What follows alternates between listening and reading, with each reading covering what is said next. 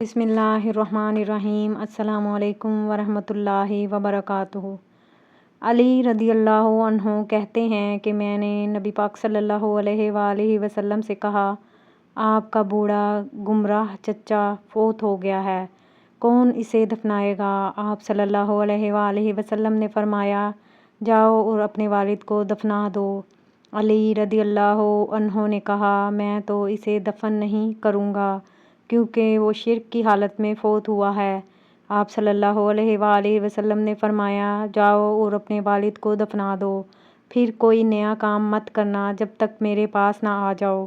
میں گیا اور انہیں دفنا دیا۔ میں واپس آیا تو مجھ پر مٹی اور گرد و غبار کا نشان تھا۔ آپ صلی اللہ علیہ وآلہ وسلم نے مجھے غسل کرنے کا حکم دیا اور میرے لیے ایسی دعائیں کی کہ ان کے مقابلے میں روئے زمین میں جو کچھ ہے وہ بھی مجھے پسند نہیں۔